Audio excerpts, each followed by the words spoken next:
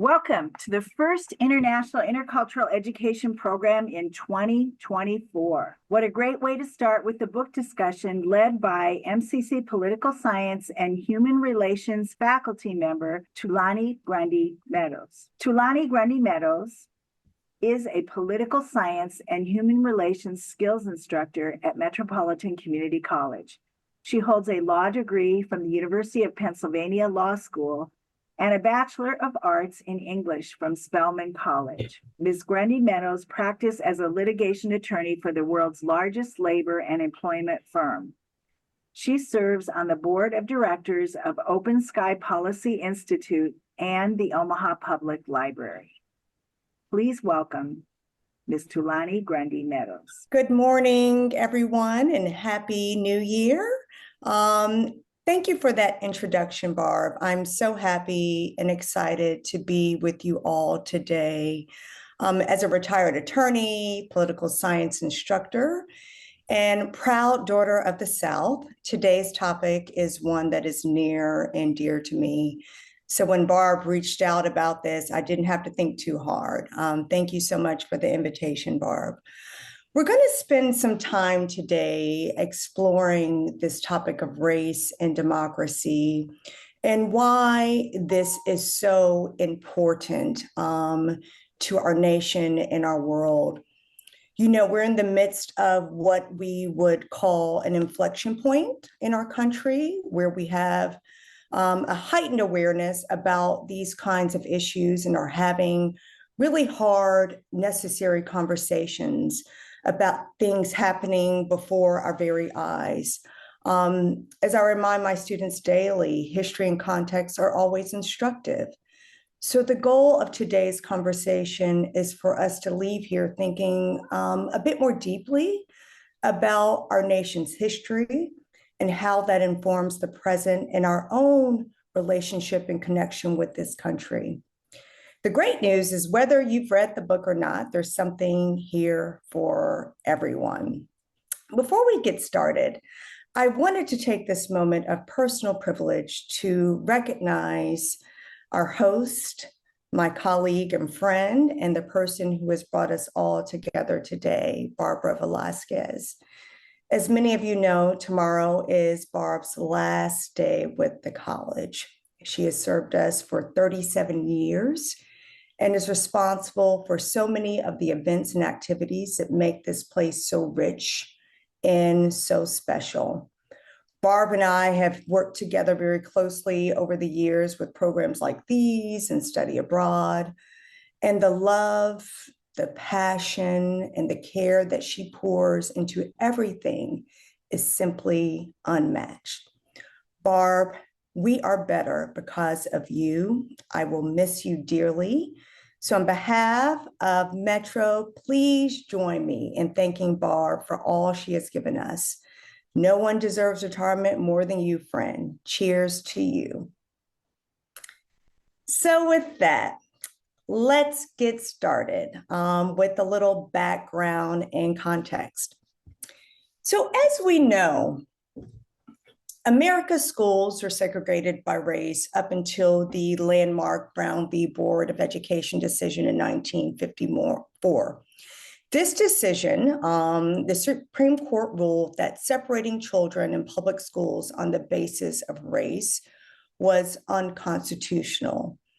It signaled the end of de facto racial segregation in American schools, overruling the separate but equal doctrine set forth in the 1896 Plessy versus Ferguson case. Keep in mind, the 14th Amendment's Equal Protection Clause, what prohibited this kind of desegregation in public schools on the basis of race. The 14th Amendment was ratified in 1868. Brown was decided in 1954. So let's do the math. It took us almost 100 years for the Equal Protection Clause to actually get some teeth and to mean anything. As we know, there was great resistance to this radical concept of Black and white children going to school together. While some districts throughout the nation complied with the federal order, others simply refused. Clinton, Tennessee was one of those places that chose to deny its Black citizens access in spite of the ruling. In 1956, a federal judge in Knoxville responded and ordered, in accord with the Supreme Court's decision, that the all-white Clinton High School desegregate. This was the first instance of court-mandated desegregation in the South, 1 year before the infamous Little Rock.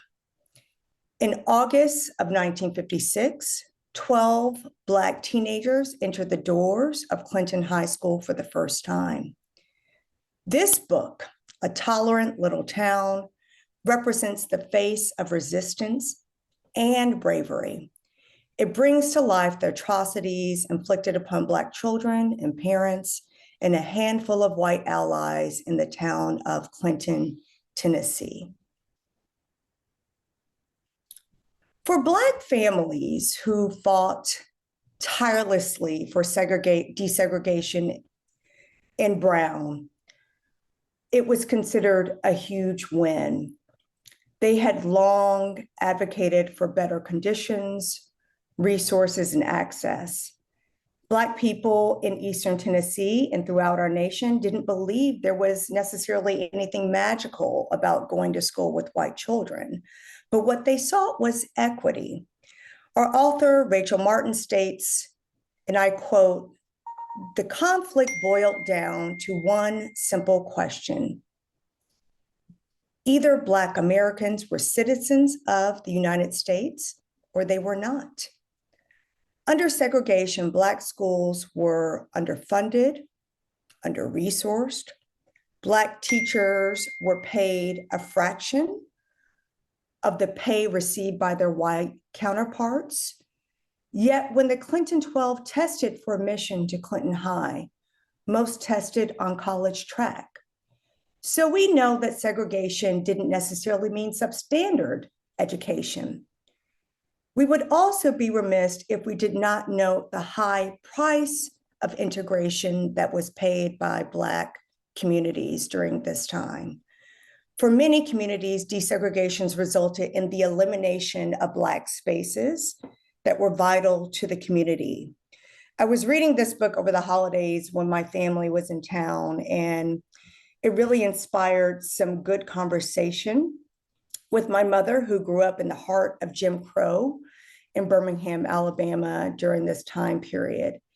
And she reminded me of how Black schools and churches were incredibly central to the civil rights movement and how so many of those spaces were decimated with desegregation. She also reminded me of the thousands of Black teachers and administrators who were demoted or fired with integration. Clinton's white population was vehemently against desegregation, but ultimately split into two groups after the court ruling. There was the law and order camp, who accepted the decision against their will, while the other group would be considered more hardcore segregationists who fought this decision and this mandate at every turn. As a result, a white terror campaign was unleashed. There were car chases, riots, attacks, and violent acts inside school and bombings. Law enforcement offered no support or protection to the Black community, and these families were forced to form their own system of self-protection with armed men and guarded homes in the Black neighborhood in the community. Barb and I were talking yesterday about how masterfully the author takes you back in time. There are passages in this book, for those who read it, where you feel as though you were actually there. And one of the ways she was able to achieve this is by really centering the protagonist, the Clinton 12. Because this is recent history, many of these individuals are still alive. So as a result, Martin was able to conduct oral history interviews with those Black students and Clinton residents. It is those voices that shine through on each page. One of those voices was that of Bobby Kane, one of the Clinton 12. Kane states, and I quote, "I tried to forget everything I carried at Clinton. I tried putting it in my unconscious mind." Like Kane, many of the Black students recount their efforts to forget and to simply move on, rarely sharing their experiences with their own children and loved ones. And Martin really unpacks this and suggests it's as if they had developed some version of a post-traumatic stress disorder, almost like war veterans. These students were 13, 14, and 15-year-old children. Their most radical act was waking up each morning and going to school. When I was younger and learning about the movement in desegregation, I don't think I truly appreciated this fact. But now that I'm a bit older and a parent, I reflect upon this reality and the weight that these children must have carried. They literally risked their lives every single day. And from our view, it's easy to say, well, of course, there was violence. Of course, there were rioters. Of course, there were bombings. We know how this plays out. But for those kids who went to school on August 27th, 1956, there was no trailer. They had no idea because it had never been done before. There are so many great takeaways from this book. We can literally go on and on. There is one thing that I'm reminded of most. Oftentimes, when we talk about the past, we like to focus on the heroes and the villains. It's a really easy way to create a narrative with situations such as these. We look for big names on all sides, like the Dr. Kings, the Billy Grahams, and there's great value in that. They are oftentimes the dreamers, the orators, the people with a national platform who cast a broader vision of us. But when it comes to actually affecting change, it's oftentimes not achieved at a national level. Change is affected by everyday people. People like you, people like me, in tiny places like Clinton, like Little Rock, Birmingham, Ferguson, Minneapolis, Omaha. Everyday people who choose to show up and say, my world will be better today. And if we're all working at a local level, we can perhaps affect change at a national, dare I say, global level. Martin reminds us of this important lesson, and I'd like to leave us with a passage. It reads, "History is the story of human beings, individuals responding to events already in motion and seldom under their control. Along the way, many of them end up doing things they never expected. Sometimes they act bravely, changing the world for good, and other times they do injury to people they would have called friends. Very few of us are simply heroes or villains. None of us deserves to be remembered for only the very best or very worst thing we have done. And yet, we must be accountable for our damage. And a lot of damage was caused in those years." And with that, I'd like to hand it back over to Barb. That was a great introduction to a very powerful book, A Most Tolerant Little Town. And thank you We've got comments. I love the points Tulani is making. And there is a question, how did you hear about this book? I'll answer from my point, and then Tulani can share, because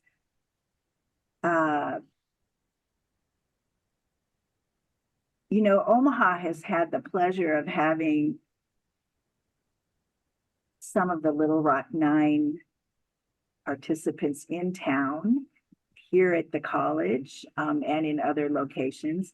But this story can blow you away, because you might, I mean, for me, I knew nothing of Clinton, Tennessee.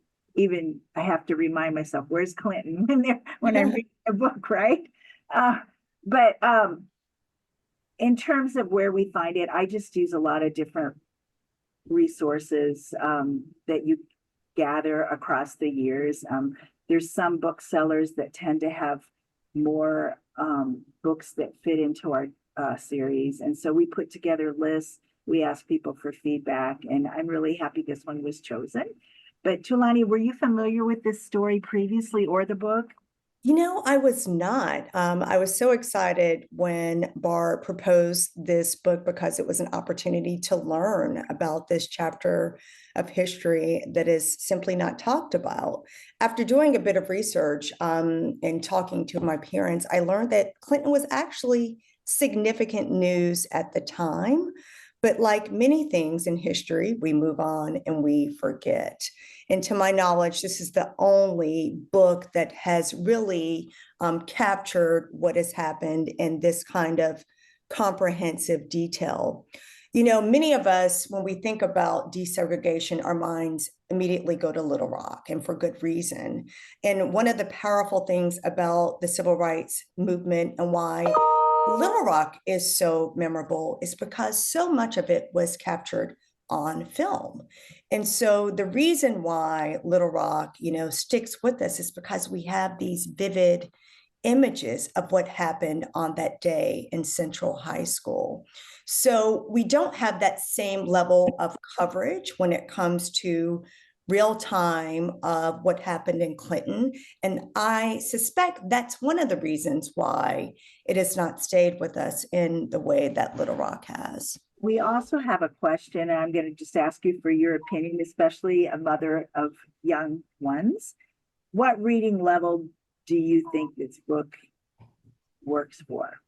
Yeah, that's a great question. You know, I'm probably the minority when it comes to, you know, kind of my perspective on this topic. But, you know, my husband and I are firm believers in exposing children as much as we can, as early as we can, to the raw truth, particularly when it comes to our own culture and heritage. So while reading this, you know, we had some conversations with our boys about what was happening in this time period. And I'm always amazed at what they understand, the dots that they are able to connect, even at the very young ages of 11 and 12. I would not hesitate to give this book to my middle schooler, to give him an opportunity to take a stab at it. Of course, with all things, I think this is the kind of book that is best approached with, you know, more context and conversation, to make sure that they are processing and understanding what's before them. But yeah, I think middle school and up, I would go for it. And, you know, if you are a faculty member at the college or someplace else, I mean, what I'm going to say is, on occasion, we run into books that are, they have great information, but you can kind of struggle through the text. This is not one of them. And it's also the kind of text that you could pull pieces out of and use it for a day assignment. So I do encourage y'all to look at it. And this is a good opportunity to thank the Metropolitan Community College Libraries, that every year, we're in our 16th year, every year they have provided tremendous support for the book series. They keep copies in the library. And if you're, of course, if you're at the college, but if you're not at the college, but you're still within Douglas, Sarpy, Washington, or Dodge counties, you can use our library. So you could check with them on that. Tulani, now there's lots of praise coming in for you, which is so awesome and so appropriate. I will just share some things so that you, if this hasn't passed your mind, you know, people want to vote for you. Are you running for office?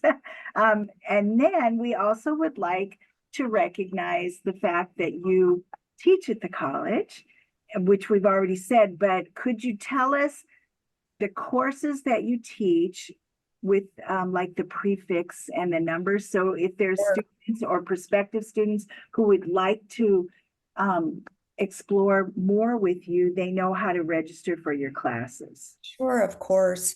As Barb shared, I am political science and human relations faculty here at the college.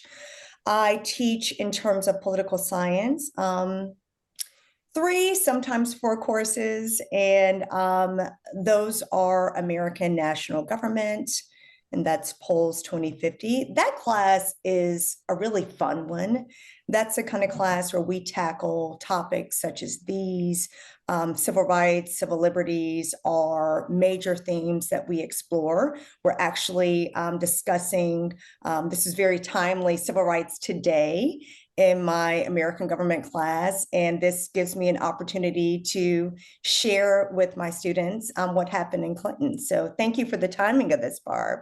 It's a really fun class that is current event driven, and something that we really try to do in all of my political science classes is to connect the content to what's happening outside of our 4 walls. So it's my goal to make all of our learnings, our information really relevant. You know, I truly believe when students appreciate how government, how policy, how all of these issues impact our lives in really acute ways, they're more inclined to be engaged, they're more inclined to be informed, and ultimately more inclined to exercise their right to vote. So that's kind of the big picture goal of all of these classes. In addition to American national government, I teach contemporary political social issues, a course in the Constitution, Polls 2060, and sometimes Polls 2070. These again explore at much deeper levels some areas of the Constitution. Some focus more on policy, and in those policy classes, we not only explore what's happening at the federal level, but we talk about what's happening at the state and local level. So a great opportunity to learn in each of those classes. I always tell my students, you know, we have hard conversations in every one of those classes, and we don't shy away from them.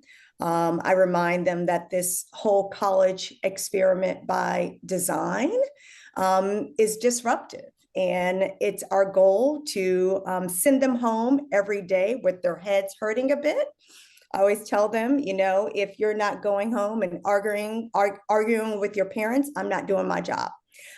So that's the goal of each class, to really put something on their brains that makes them think a bit more deeply about everything they've been taught, you know, to question, to have these hard conversations.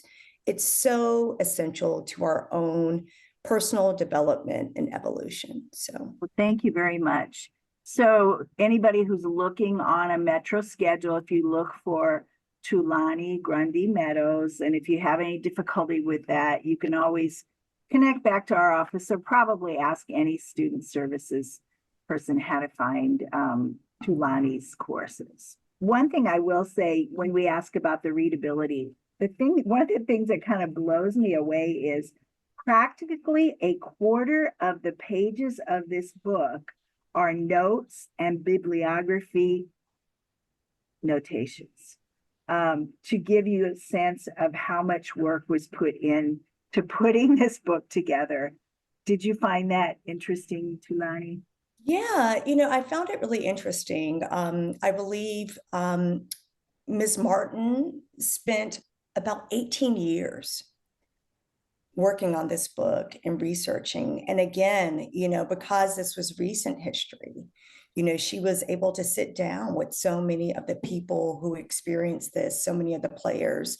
And I think that's something we have to keep in perspective when we talk about the civil rights movement, right?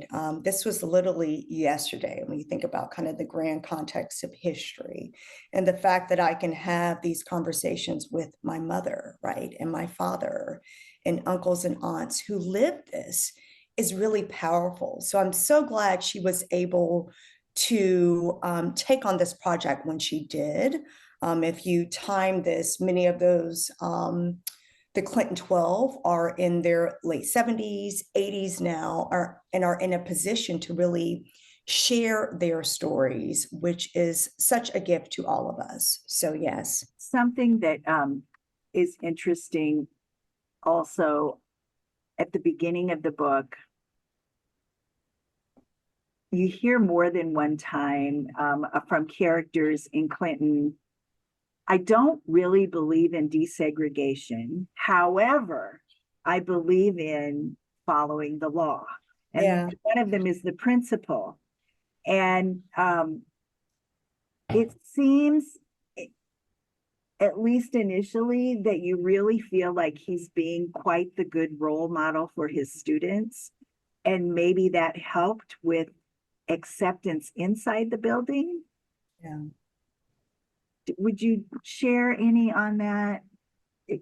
That piece? I mean, I just found that kind of remarkable because Yeah. he could have fought it like everybody else. Yeah. This is kind of, a common theme we see, particularly when we talk about racism and the movement that there were really two camps, and not only in Clinton, but throughout the South and throughout our country. And a footnote here, I want to remind us all that when we talk about segregation, we're not just talking about the South, correct? We know, particularly in terms of Jim Crow and America's public schools, we know that segregation was alive and well throughout our nation. New York City, Philadelphia, those were some of the last districts to actually integrate. And we talk about last, we're talking about decades that it took many states and many districts to actually follow this federal mandate. So I want to put that in perspective. A lot of our research and energy goes to the South for good reason. The South does not have clean hands when it comes to this topic, but we're talking about a national issue, right? When it comes to segregation and Jim Crow. So yeah, we see this kind of divide within the white community. And I'll also add, we also have a handful of white allies during this time period who were able to use their privilege and their platform, right, to advocate for Black families and Black students during this time period. But like the principal, many white people, white administrators were vocally unhappy about Brown. And if left to their own devices, right, would have chosen not to follow this federal mandate. And we know that many school districts, many states were successful in staving off, right, this mandate for years, for decades. We also must take into account, I always tell my students, we could have a whole book on the economics of segregation and what white America was willing to do to keep our children segregated. So when you talk about what was happening during this time period, we also know that on the resistance front, many schools simply chose to shut down during this time period, close their doors to all students. And that was viewed as a better alternative, right, than having Black and white children actually go to school together. We also know that white flight was a real thing during this time period.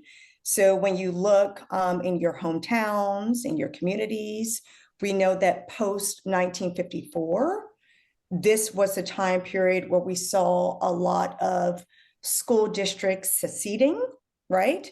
This was kind of the birth of many private schools that were kind of considered white-only schools that allowed white families to send their children to spaces that were considered still white spaces. So it's always kind of interesting, deeply disturbing, but kind of a fun sort of task to kind of do some research about the schools in your own communities and when they came about, because oftentimes there is a connection to Brown and what was happening during this time period. Thank you. Kind of along that line, it was interesting to see how some of the students in school were supportive, so that the 12 would feel safe once they got inside the building, right? But as things went on, you'd see that more of the students who were not supported just stopped going to school, right? And they'd be out outside protesting. So that piece right there really hit me as a reflection of where we are today. Yeah. Where it just reminded me of a lot of the things that we see going on across the nation, where you just kind of isolate yourself and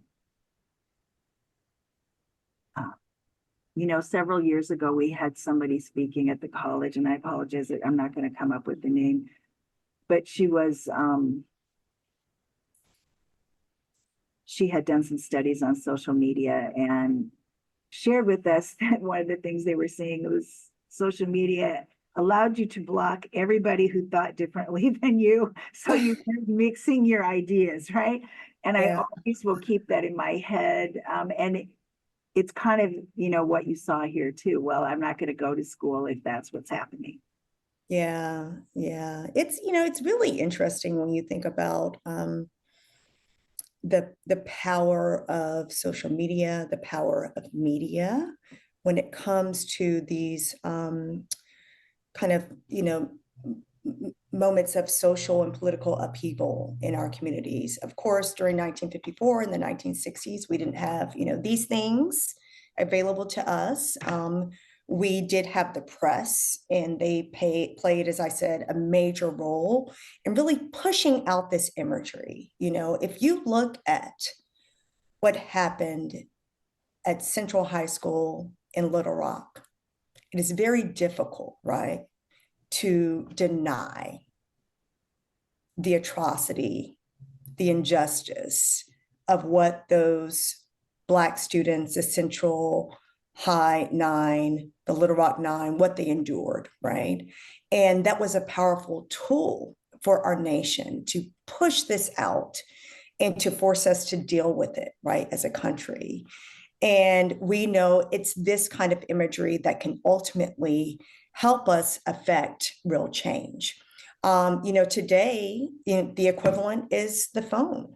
I mean, let's be clear, when we talk about the current inflection point that we are living through, and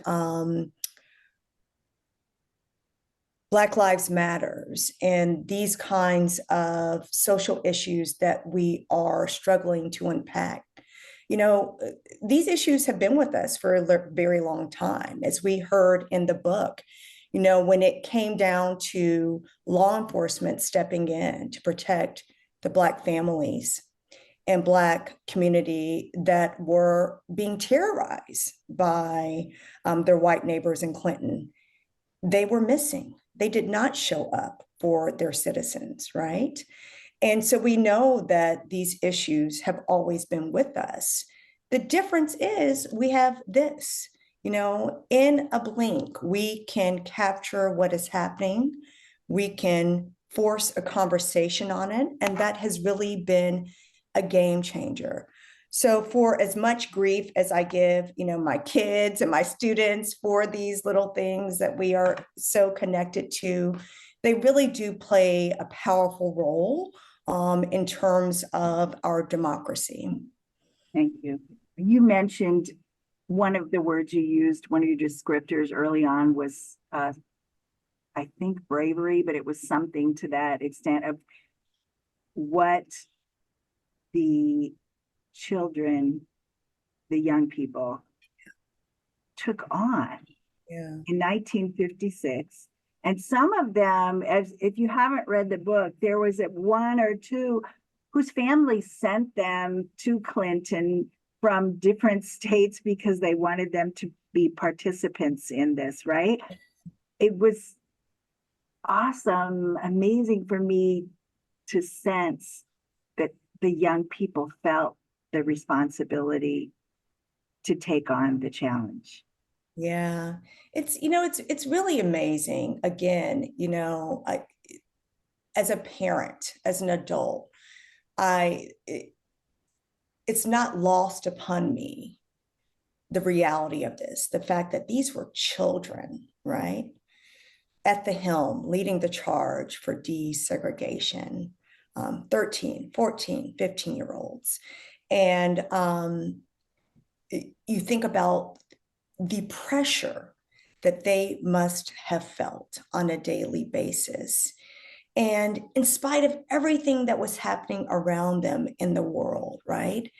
They were able to enter this situation with great optimism and hope.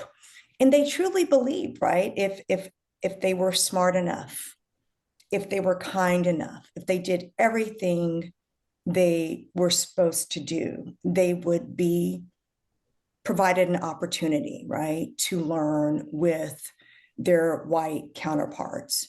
So you think about, what that must have felt like for a 13-year-old, for a 14-year-old, for a 15-year-old, to have that kind of bubble bursted, that none of that really matters when you talk about racism.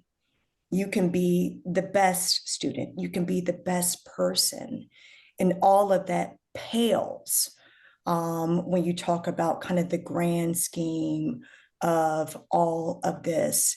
I will add that when you talk about these desegregation efforts, for example, in Central High School in Little Rock, a lot of these were very carefully planned integration efforts, right?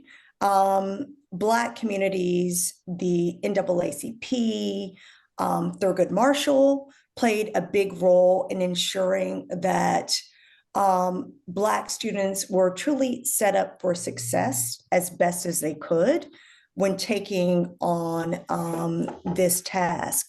That said, oftentimes it was the students who were the most high achievers, right? Who were stellar students, because they knew that if there were anything that happened, for example, if a student were not performing at their highest ability, right, in school, that would be an argument used against them, that they should not be here because they are not straight A students, right? So there was a lot of thought given into who were the students who would represent this first wave of integration, right? That's so true. The term physical brokenness of the experience is used. And I mean, from the very beginning, I know I found myself thinking, okay, I was born 2 years after this happened, right? So it puts me back into the communities that I'm in. And just,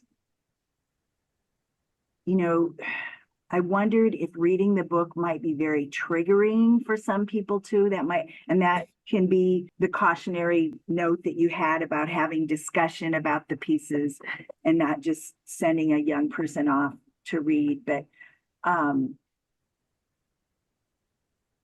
what were your thoughts on the lifelong physical brokenness that's described.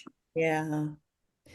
I think, the author is right. We're talking about real PTSD when you really explore what happened to these children and going back and having these conversations.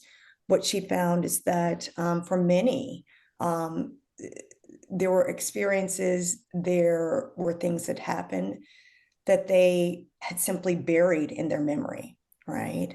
And it wasn't until these questions and these prompts came about that some of that came back to them. We know there were suicides in the aftermath of this. There was real trauma experienced by many members of this community. As we know, some people simply did not want to talk about it.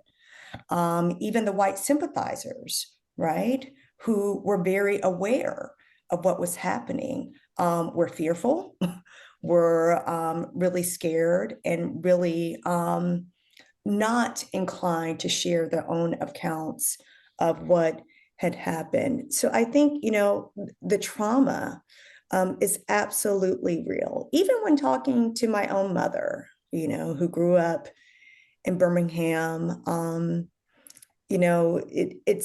it's very hard at times for her to recount her own experiences. My grandfather pastored 16th Street Baptist Church, which, as some of us may know, was the church that was bombed in 1963. And four of my mom's classmates and church friends were killed in that bombing.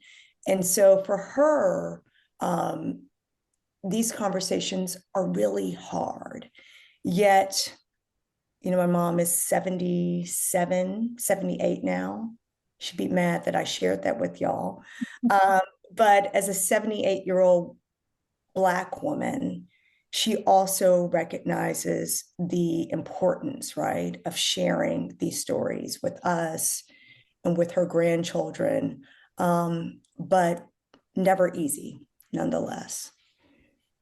We're so fortunate that you have family experiences that you can share as part of this, Tulani. Really appreciate that. And thank you to your mother for having, shared with you so that you can continue to tell the story that's important so we don't repeat this. Yeah. There was a comment I'd like to share with everybody from one of the viewers. The observations about the principal and how he managed the school emphasize why legal victories are important. Some people know what is right, but lack the courage to stand up to the mob. When the courts ruled, the principal had a sort of protection from that mob. I think one thing it was so fascinating or interesting to me is he would say, I don't believe in this, and we're just going to go along with it because of the law, and they'll see it doesn't work, right? Yeah. So he really was not a believer, but my sense of what I read was that he was very respectful to the students, and all I could tell myself was he believed in education, and he believed in his role more than he believed in segregating education. Yeah. It's so interesting. Again, thank you, the person who commented on the value of legal victories, because legal victories provide a mechanism for us to actually enforce constitutional measures, keep in perspective, equal protection. Part of the 14th Amendment had been on the books since 1868, right? So this concept was not new to us as a nation. It was simply ignored, right? And then you have Plessy, that gives this country an ability to simply continue to deny, right, civil rights and civil liberties to Black people in marginalized groups. And it wasn't until Brown, and we have to remember this, Brown is significant not only because of desegregation of public schools, but it's significant because it was the first time that equal protection was actually enforced under the law. So we're talking almost 100 years before the 14th Amendment, one of our Reconstruction amendments, hugely significant, actually meant anything, actually was enforced. It's when you read about Thurgood Marshall's, kind of experience in this, I mean, what a man. But, Justice Marshall talks about all of the resistance that he received. And so many of the comments that spoke to the need to kind of gradually sort of comply with the equal protection mandate. And his response was always, if 100 years isn't gradual, I don't know what's gradual, right? It's taken us this long, to actually enforce this constitutional amendment. And if we don't do something now, it will never happen. So the book reflects on desegregation. Where are we now with all the attacks on?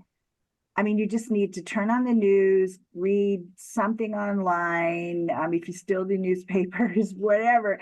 But across the nation, repeated efforts to move backwards. Yeah, it's so disturbing. The objective reality is that when you look across our country, and the state of affairs when it comes to integration, and we're talking about across all fronts, right? So race, obviously, socioeconomic.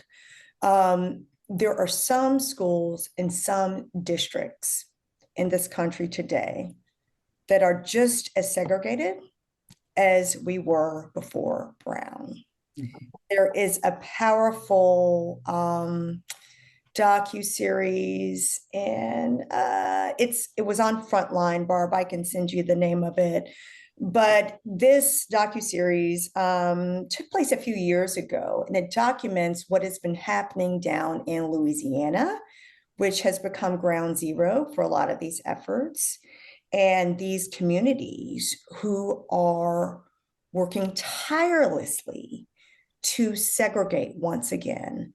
And again, the language, of course, that is used in a lot of these efforts, it's not on its face race-based, but it is classic dog whistle politics.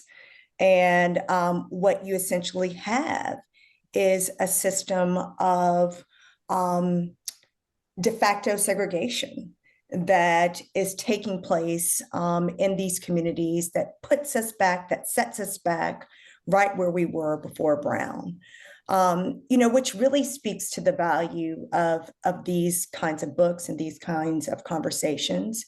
I always remind my students that we are always at risk of repeating history.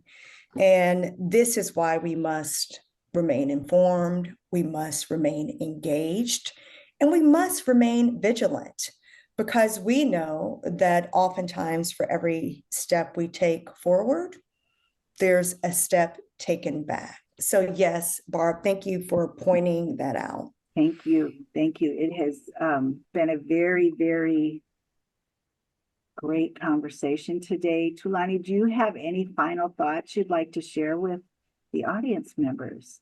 I'd just like to thank everyone for coming out today. I know for those of us who are at the college, we just resumed yesterday, and re-entry can be hard.